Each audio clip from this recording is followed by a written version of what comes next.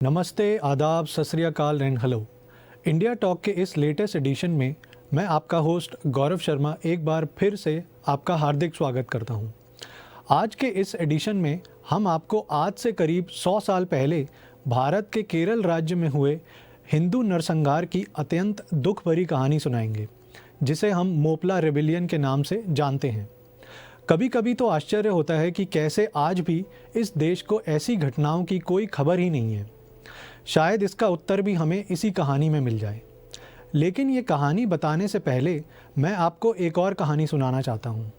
वो कहानी जो मेरी दादी मुझे सुनाया करती थी। एक गांव था, वहाँ एक ज़मींदार साहब थे, बड़े अमीर, बहुत पैसा और बिरादरी में बहुत रुतबा भी था। जैसे जैसे पैसा बढ़ता गया वैसे वैसे अक्ल भी थोड़ी चक्कर खाने लग गई थी। गांव में बहुत बड़ा मकान था उनका। एक दिन वो गांव के बाहर अपने खेतों के पास आराम कर रहे थे। तभी एक आदमी भागता हुआ वहां आया और चिल्लाने लगा कि आग लग गई, आग लग गई बड़े बाबू। बड़े बाबू ने कहा कि मैनू की, यानी मुझे क्या? तो वो आदमी बोला कि सरकार आपके घर में लगी है। तो वो भले मानुस बोले कि फिर तैनू की, यानी तुझे क्या? ये कहानी कुछ कुछ हिंदू समाज की सी लगती है, मैनू की और तैनू की। एनीवेज, हम आज की वास्तविक कहानी की ओर चलते हैं। जिस घटनाक्रम की हम बात करने जा रहे हैं उसे आमतौर से मोपला रेबिलियन के नाम से जाना जाता है। तथाकथित तौर पे ये विद्रोह अंग्रेज़ी सरकार के विरुद्ध किया गया था। वैसे तो देश इसके बारे में बहुत कम ही जानता है, पर जितना भी जानता है वो बस इतना ही है कि ये एक रेबिलियन था, बिल्कुल वैसा जैसे 1857 की क्रांति थी। पर निश्चित रूप से ये बहुत बड़ा झूठ है। चलिए सबसे पहले समझते हैं कि यह मोपला आखिर है क्या। जिस प्रकार अंग्रेज़ों ने चेन्नई को मद्रास, तिरुवनंतपुरम को त्रिवेंद्रम कर दिया, उसी प्रकार मापिला को मोपिला कर दिया। मापिला पर कोई जगह नहीं है। मापिला मुसलमानों का केरल में एक संप्रदाय है। इसकी शुरुआत कुछ यूं हुई। 9वीं शताब्दी में अरब से कुछ व्यापारी केरल के मालाबार क्षेत्र में व्यापार करने आए और धीरे धीरे उन्होंने वहां अपना व्यापार बढ़ाया। उन दिनों क्योंकि केवल पानी के जहाज़ ही चला करते थे तो यात्रा करना कठिन था, इसलिए उन अरब व्यापारियों के परिवार मालाबार में बढ़ने लगे। उस समय उनके विवाह ऊंची जाति के हिंदुओं में हुआ करते थे। हिंदू संख्या में अधिक थे और वो ताकतवर भी थे, इसलिए लगभग 9वीं शताब्दी से 14वीं शताब्दी के मध्य तक कोई जबरन धर्मांतरण नहीं हुआ करते थे। क्योंकि केरल में मैट्रियार्कियल लीनिएज चला करती थी, जिसे मलयालम में मरु माकथ्यम के नाम से जाना जाता है, तो जो भी पुरुष लड़की से विवाह करता था उसे लड़की के परिवार की संपत्ति में हिस्सा मिला करता था। हालांकि ये प्रथा इस्लाम में प्रचलित नहीं थी, पर फिर भी अरबी व्यापारियों ने इसका भरपूर लाभ उठाया। मलयालम भाषा में मापिला का शाब्दिक अर्थ है सन इन लॉ, यानी कि दामाद। अब तक तो सब ठीक ही लग रहा था, पर धीरे धीरे हिंदू समाज में कुरीतियां बढ़ने लगी थीं और समाज में धर्म का अभाव स्पष्ट हो रहा था। मनु की बनाई वर्ण व्यवस्था, जिसने भारतीय समाज को सदियों से सुदृढ़ और प्रगतिशील बनाए रखा था, जिसकी नींव कर्म प्रधान थी, उसकी जगह धीरे धीरे लोभी और नीच लोगों ने ले ली। वर्ण व्यवस्था को जाति व्यवस्था में बदल दिया, जहां कर्म नहीं, जन्म से आदमी की तकदीर लिखी जाने लगी। केरल भी इससे अछूता न रह सका। वहाँ की ऊंची जातियों ने नीची जातियों पर बहुत भयंकर अत्याचार किए। उनके कुएं अलग, गांव में जाने का रास्ता अलग। किसी जाति को 100 मीटर दूर रहने का आदेश था तो किसी को 200 मीटर। किसी ने खाना छू लिया तो वो अपवित्र। किसी ने मुश्किल में सहायता भी की तो भी उसी ने ही गाली खाई। ऐसे हालात में उन छोटी जाति वालों के लिए मुसलमान बन जाना बेहतर विकल्प हो गया, क्योंकि एक छोटी जाति के हिंदू के लिए जो कुछ भी वर्जित था वो एक मुसलमान या ईसाई के लिए नहीं था। आप विचार कीजिए कि आप जिस जगह के पानी को छू भी नहीं सकते, उसमें कलमा पढ़ते ही आप चाहे नहा लीजिए, वो ऊंची जाति का हिंदू अब आपसे कुछ नहीं कहेगा। ऐसे हालातों में धर्म परिवर्तन बहुत तेज़ी से होने लगा। मालाबार हिंदुओं की जिन जातियों में सबसे अधिक धर्मांतरण हुआ वो थी थिया, चेरुमन और मुक्कुवन। क्योंकि इन जातियों को शिक्षा और समाज से बहुत अधिक समय तक वंचित रखा गया, इन जातियों के लोगों का बौद्धिक स्तर बहुत ही निम्न कोटि का था।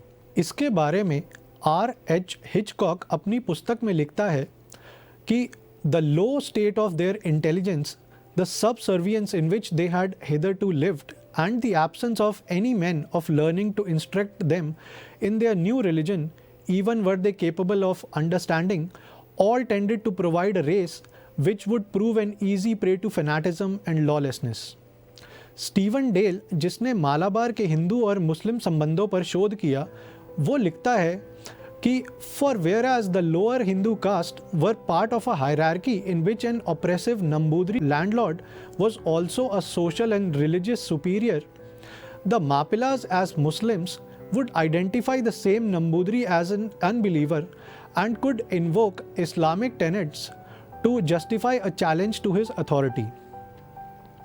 लेकिन ऐसा नहीं था कि केवल हिंदू समाज की कुरीतियों ने ही इस्लाम का वर्चस्व केरल में बढ़ाया।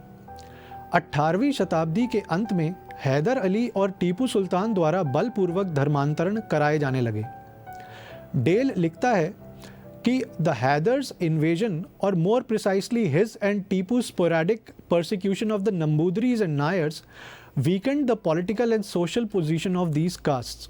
The Mapilas were then free from previous restraints, and their actions made explicit the profound antagonisms which prevailed between the Mapilas and the dominant Hindu caste in rural Malayali society. युद्ध में जो भी हिंदू पकड़ा जाता, उसका खतना कराया जाता और उसे बलपूर्वक गाय का मांस खिलाया जाता। इस तरह धीरे धीरे मापिला मुसलमानों की जनसंख्या करीब 30 से 35% तक हो गई थी। जब टीपू सुल्तान ब्रिटिश सेनाओं से पराजित हुआ, संभवतः उसके बाद कुछ समय तक हिंदुओं को चैन की सांस मिली होगी, पर फिर वो ब्रिटिश सरकार के अधीन हो गए। बहरहाल वो आज की चर्चा का विषय नहीं है। अब यहाँ से हम सीधा चलते हैं प्रथम विश्व युद्ध की ओर, और फिर वहाँ घट रही घटनाओं को हम अगस्त 1921 में केरल में हुए हिंदू जनसंहार से जोड़कर समझेंगे। हम जानते हैं कि प्रथम विश्व युद्ध में तुर्की सेंट्रल पावर्स का हिस्सा था और 1918 में सेंट्रल पावर्स ये युद्ध हार गई थी। इसके चलते तुर्की की आंतरिक राजनीति भी बदलने लगी। इस युद्ध के अंत ने एक तरीके से ऑटोमन एम्पायर को समाप्त कर दिया था और वहाँ कैलिफेट के विरुद्ध आंतरिक युद्ध आरंभ हो गया। लोग दो भाग में बट गए, एक वो जिन्हें कैलिफेट चाहिए था और एक वो जो इसका विरोध कर रहे थे। लगभग 4 से 5 साल तक ये सब चला और तुर्की ने 1924 में कैलिफेट को ख़त्म करके स्वयं को गणतंत्र घोषित कर दिया। लेकिन इस सब का भारत में रह रहे मुसलमानों पर बहुत गहरा असर दिखा। तुर्की का आंतरिक युद्ध केवल सत्ता परिवर्तन नहीं था, बल्कि वो एक रिलीजियस वॉर की तरह था। मज़हब के नाम पर भारतीय मुसलमानों को उनके उलेमाओं और मौलवियों ने यह समझाया कि अभी खलीफा ख़त्म नहीं हुआ है, और क्योंकि तुर्की की ऐसी दशा ब्रिटिश और अलाइड फोर्सेस ने की है, तो भारत के मुसलमानों का ये कर्तव्य है कि वो भारत में अंग्रेज़ी सरकार का विरोध करें। इसी जंग का नाम खिलाफत मूवमेंट कहलाया। इसी समय 1920 में मोहनदास करमचंद गांधी के नेतृत्व में कांग्रेस ने असहयोग आंदोलन यानी नॉन कोऑपरेशन मूवमेंट की शुरुआत की। खिलाफत मूवमेंट में मुसलमानों की बढ़ती संख्या को देखकर उस समय की कांग्रेस नेतृत्व को लगा कि क्यों ना ये दोनों आंदोलनों को मिला दिया जाए और एक साथ मिलकर अंग्रेज़ों के विरुद्ध लड़ाई लड़ी जाए। पर ना तो वो ज़मीनी परिस्थिति का ठीक से अंदाज़ा लगा पाए और इतिहास से भी उन्होंने बहुत कुछ सीखा नहीं था। दुर्भाग्य से वो ये समझ नहीं पाए एक लड़ाई देश के लिए लड़ी जानी थी और एक मज़हब के लिए। ऐसे हालात में देश भर में खिलाफत आंदोलन को बढ़ावा देने के लिए सम्मेलन होने लगे। भारत में खिलाफत आंदोलन के सबसे बड़े चेहरे थे अली बंधु, अली ब्रदर्स, शौकत अली और मोहम्मद अली।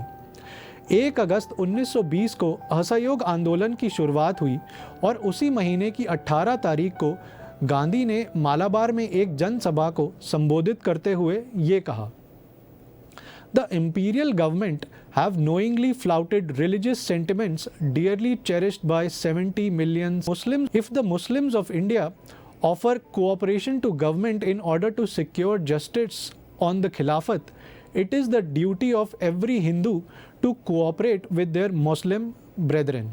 अगले कुछ महीनों तक असहयोग आंदोलन का कोई विशेष प्रभाव मालाबार में दिखाई नहीं दिया, पर खिलाफत आंदोलन का प्रभाव वहाँ हर ज़िला में दिखना शुरू हो गया था। फरवरी 1921 में जब याकूब हसन, जो कि एक प्रभावशाली मुस्लिम लीडर था जिसे मद्रास से मालाबार बुलाया गया था, उस समय के डिस्ट्रिक्ट कलेक्टर ने उसे पब्लिक मीटिंग करने से रोक दिया, और जब उन्होंने ये ऑर्डर मानने से इनकार किया तो पुलिस ने उसे और कुछ और मुस्लिम लीडर्स को अरेस्ट कर लिया। उनके अरेस्ट होते ही वहाँ लगभग 12,000 मापिला चाकू, लाठी और अन्य हथियारों के साथ इकट्ठा हो गए। पुलिस ने बड़ी मुश्किल से हालात संभाले। जहाँ एक और ऐसे हालात बन रहे थे, वहीं कांग्रेस ने हसन के अरेस्ट के विरोध में 230 जनसभाएं की। सी गोपालन नैयर, जो उस समय ब्रिटिश सरकार में ICS थे, अपनी पुस्तक में लिखते हैं, the Yakub Hasan episode was the turning point in the Khilafat movement, and that it was from this point that the attitude of Khilafatists became decidedly hostile and aggressive. जैसे जैसे खिलाफत और असहयोग आंदोलन बढ़ता जा रहा था, वैसे वैसे मापिला और थिया समुदाय में छोटे बड़े झगड़ों के समाचार बढ़ते जा रहे थे। अफवाहों का बाजार भी अब गर्म होने लगा था। यहाँ तक कि खबर ये फैला दी गई कि अफ़गान फ़ौज ब्रिटिश सेना पर चढ़ाई करने के लिए निकल पड़ी है, और ऐसा भी सुनने में आने लगा कि गांधी और कांग्रेस भी किसी बाहरी ताकत से सहायता लेने में झिझक नहीं रहे हैं। मापिला मुसलमान, जो पहले ही अपने ज़मींदारों से 36 का आंकड़ा रखते थे, उन्हें उनके नेताओं ने भरोसा दे दिया कि अब ज़मीन पर उन्हीं का कब्ज़ा होगा, बस कुछ दिनों की बात और है। अली बंधुओं के वक्तव्य अधिक से अधिक सांप्रदायिक और मजहबी होने लगे। मद्रास मेल नाम के एक पेपर में एक खबर छपी जिसमें कहा गया कि the great bulk of the Moplas are steeped in ignorance and mischievous agitators, taking advantage of this fact are playing upon their credulity and are trying to inflame them by appeals of to their religious fanaticism. Hitchcock ने अपने शोध में हिंदुओं और मुसलमानों में एक बहुत अनोखी बात नोट की। वो लिखता है, the few bazaars that exist are entirely Mapila and most Mapilas do congregate at least once a week for Friday prayers and often at other times in mosques.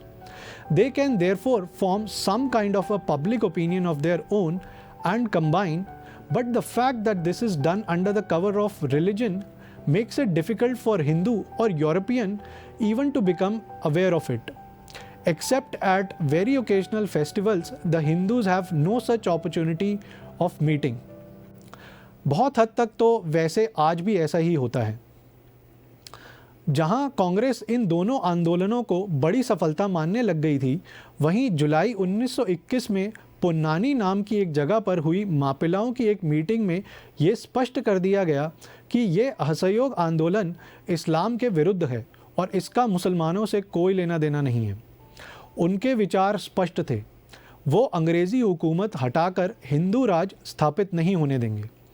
थोड़े ही समय में पुलिस रिपोर्ट्स में आने लगा कि जगह जगह हथियारों की लोकल फैक्ट्रीज बढ़ रही हैं। चाकू और तलवार जैसे घरों में ही बनने लगे थे। 8 जून 1921 को अली मुसलियर नाम का एक उलेमा 300 से 400 मापिलाओं को लेकर इकट्ठा हुआ और उसने एक जुलूस निकाला जिसमें अधिकतर मापिलाओं के पास हथियार थे।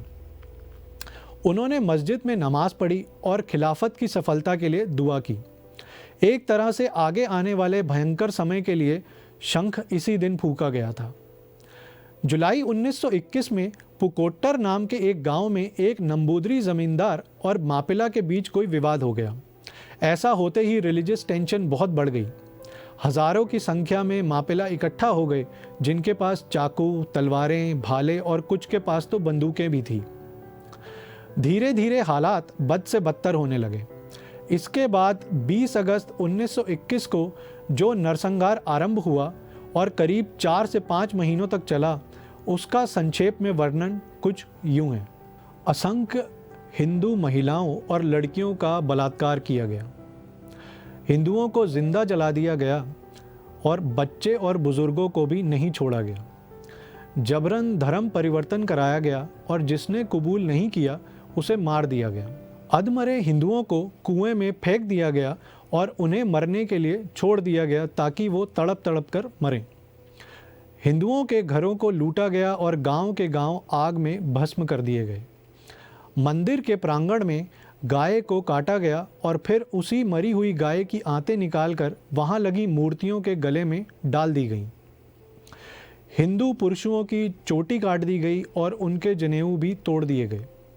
जिसने अपना धर्म छोड़ना कबूल किया उसे कलमा पढ़ाया गया और गाय का मांस खिलाया गया। गर्भवती महिलाओं को भी नहीं छोड़ा गया। ऐसा सब करने में ना केवल मापिला पुरुष आगे आए बल्कि मापिला औरतों ने भी जितना बन सका उतना तांडव मचाया।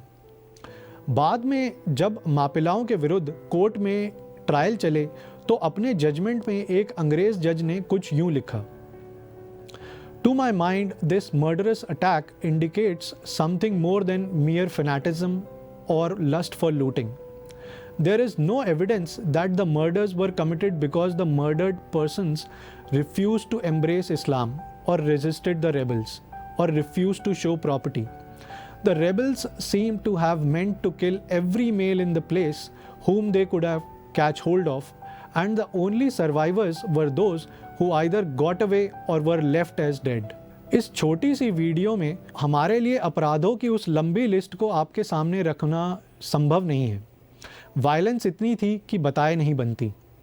फिर भी एक दो घटनाएं अवश्य बताना चाहूँगा। नानाम्बरा गांव में एक धनी ज़मींदार था जिसका नाम था नारायण नायर। मापिलाओं ने 14 नवंबर 1921 को उसके घर को लूटा और घर की एक लड़की और एक लड़के को बंदी बना लिया गया। 9 में से 7 लोगों को मार दिया गया। उस लड़की के साथ 6 सप्ताह तक लगातार बलात्कार किया गया। चेम्बरासरी थंगल नाम के एक मापिला के साथ करीब 4000 मापिला थे। उन्होंने एक गांव में 40 हिंदुओं को पकड़ लिया। पकड़े हुए हिंदुओं को थंगल के सामने लाया गया। उसने सभी को मापिलाओं के विरुद्ध षड्यंत्र करने का दोषी पाया और सभी को मृत्युदंड सुना दिया। कसाई सभी की गर्दनें काट कर एक एक करके उन्हें पास के एक कुएं में फेंकने लगा। लगभग सभी लोग अधमरी हालत में ही कुएं में पड़े रहे, क्योंकि उस कुएं में ना कोई सीढ़ियां थी और वो समय बारिश का भी था, तो उनमें से एक भी आदमी बचकर बाहर ना आ सका।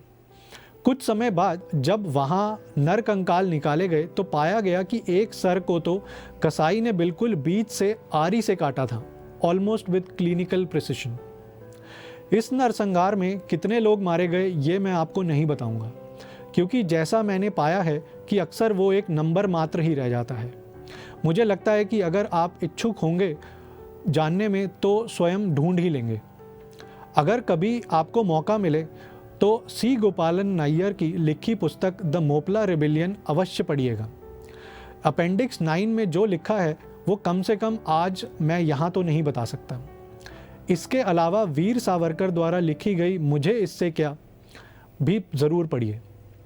वो है तो एक उपन्यास पर इन्हीं घटनाओं पर प्रेरित है। आज की ये वीडियो समाप्त करने से पहले मैं एक ऐसी संस्था की बात अवश्य करूंगा जिसने ऐसे भयानक समय में भी आगे आकर हिंदू समाज की सेवा की, अनगिनत हिंदू परिवारों को शरण दी और अनेकों को धर्म परिवर्तन से बचाया। जो परिवर्तित हो भी गए थे उनकी शुद्धि करा के घर वापसी कराई। ऐसा पवित्र कार्य करने वाली संस्था का नाम है आर्य समाज, जिसकी स्थापना स्वामी दयानंद सरस्वती जी ने की थी। ये दुर्भाग्य की बात है कि आज के समय में इस संस्था की शक्ति कुछ क्षीण होती दिखती है। वैदिक जीवन पद्धति को तो जैसे हिंदू समाज भूलता ही गया है। आज का हमारा ये वीडियो उन वीरों और वीरांगनाओं को समर्पित है जिन्होंने ऐसे भयंकर समय में भी धर्म का साथ नहीं छोड़ा और वीर गति को प्राप्त हुए। स्टॉकहोम सिंड्रोम से ग्रसित ये हिंदू समाज, ये कुंठित हिंदू समाज, संभव है इसकी चर्चा आज भी ना करें। मेरे हिसाब से अमीर मिनई के एक शेर से हम इस सिचुएशन को एकदम सही समझ सकेंगे। वो लिखता है, वो बेदर्दी से सर काटे अमीर और मैं कहूँ उनसे आहिस्ता आहिस्ता जनाब आहिस्ता आहिस्ता। आज का ये वीडियो पूरा देखने के लिए मैं आप सभी का आभार व्यक्त करना चाहता हूँ और आपको हाल ही में केरल से आए एक वीडियो के साथ छोड़ना चाहता हूँ। उसे देखने के बाद आप वापस चादर तान के सो सकते हैं, क्योंकि आखिर इस सब से आपको क्या। नमस्कार। बोलो तकबीर, ला इलाहा इल्लल्लाह, ला इलाहा इल्लल्लाह, ला इलाहा इल्लल्लाह, बोलो तकबीर, अल्लाहु अकबर, बोलो तकबीर, अल्लाहु अकबर, बोलो तकबीर, अल्लाहु अकबर, अल्लाहु अकबर।